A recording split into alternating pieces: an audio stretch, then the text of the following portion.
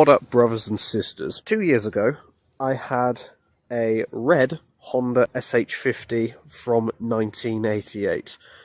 My next bike, my newest acquisition, is a Honda SH50 in red from 1998. This is the Mark II, the facelift, the second generation of the Honda SH50, whatever you want to call it. You'll notice it doesn't mention City Express on the bike. On government documents, it does, for some reason. Not sure why, but hey-ho. And I bought this very recently, in mid-September, for £575. And what can I tell you?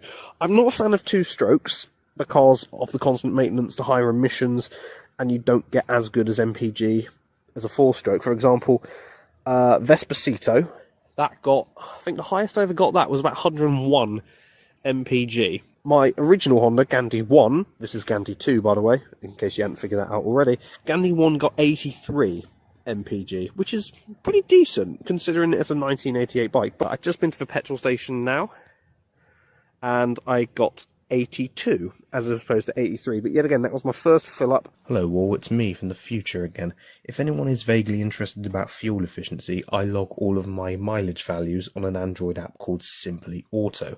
And this is how my fuel economy looks up until my last fuel up back in March. My average, as you can see, has gone down to 78.28 mpg, but on some weeks I get better fuel efficiency than others. This isn't a product placement and I haven't been paid by the makers of this app, but if you own an Android device, I highly recommend that you download this app. It's not quite fully de-restricted. Before it was sold to me, the last owner put the clutch on it again. He had to do the clutch. He also had to put a new variator and some rollers on there as well. The ECU and the engine have not been modified, so that's perfectly standard. So it's 1998. It's 10 years newer. It's 10 years younger, as it were, than the original Honda City Express that I had.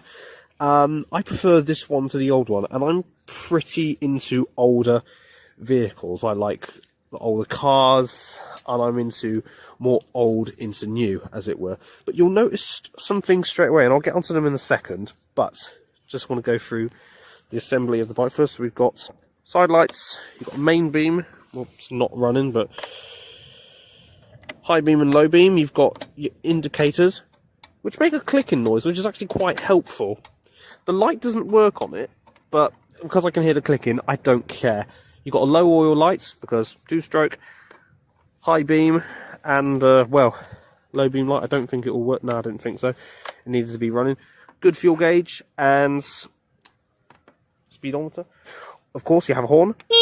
That's a decent little thing. Probably not the best thing in a place of nature, but oh well. And the one thing that I personally think that this bike trumps the other SH50 is the storage. In the Mark I, in the original SH50, you had no storage. These were just knee guards. You had nothing under the seat. That was it. That was your lot. You had to carry a bag with you, well, everywhere, really. But not on this one. Same key that uses to start the bike. Nice little thing for phone, wallet. I've got a nice link lock in this one. Does the job, but pretty sturdy. And that does that. Under the seat, no storage again. The same story as the other one, but except the battery isn't here. It is back here. Oil and separate oil and petrol reservoirs. It's a bit of a short seat. This is not storage. The battery is there. The ECU, and this is a little clever feature that I also prefer on this newer model. It has a stand lock. At the moment, it's on the unlock position, so I can just take it away. But if I put it in the lock position, it will lock and it will stay as it is. You cannot take it off the stand until you unlock it. I tried doing it with the seat down to see if you can unlock it. You have to open the seat, then unlock it. So that's a very good safety feature. You probably wonder, there's another elephant in the room as well. The seat is a bit short, only intended for a rider, a single rider, as it were. That's because this bike, and I'm not joking, is ex-Fleet. It's Royal Mail. It was ex-Royal Mail, originally registered in November of 1998, and because of that, it's been serviced stupidly well. For example, it was serviced 5 times in 1999, 6 times in 2000, and 4 times with a couple of inspections before it was decommissioned by the Royal Mail in 2001. As you can see, it was originally registered by Grafton Motorcycles and Milton Keynes. They were a well-known supplier of trade scooters to Royal Mail, Domino's Pizza, and a couple of other firms as well. But this is ex-Royal Mail, hence the red colour as well. And this seat was short, so it could accommodate a back box for letters and parcels, presumably within the Milton Keynes area. Now, given that the seat is slightly short and there's a little box here, which I don't trust in the rain because you've got the battery and the ECU here as well, but it's good enough to put some little cover. If I squeeze it in there, it fits nicely. So you've got a bit of a flip side on that.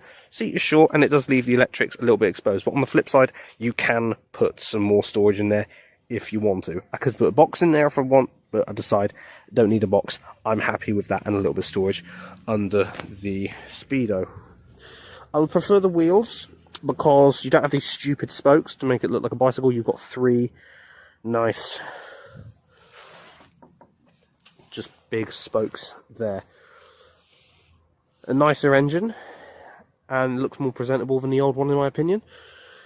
Discs on the front and drums on the back. As in comparison to the older model, you had drums on the front and the rear. The original models were all built in Barcelona. No, only the SH50H models were made in Barcelona. The SH50Es, which were the first ones, were made at Honda's plant in Aalst in Belgium. On the second gen, they were built in Italy, Spain and Japan. Tyres are slightly bigger than the original model as well. No. The original models from 1984 have the exact same tyre sizes, front and rear, as the Mark IIs from 96 onwards. I do prefer it to the original Honda, but again, you cannot complain with what you get on this. You get solid reliability, you get it from A to B, and it's a looker. It's ex-fleet, so it's been serviced really well, and you've got just little quirks. For example, the shorter seat, and you've got, well, you don't have pillion pegs because it was originally intended to be a fleet vehicle. And, well, air-cooled, obviously. Exhaust, pretty much standard as well. I tried to undo this to see if I can put some more brake fluid in there and see if I can change it as well, but unfortunately it got so old that I rounded the screw, which is a little bit of a shame, but I'll find a way to undo that. This is my second gen. And yeah, that's about it for the video. If you did like this, please like and subscribe, and ride safe.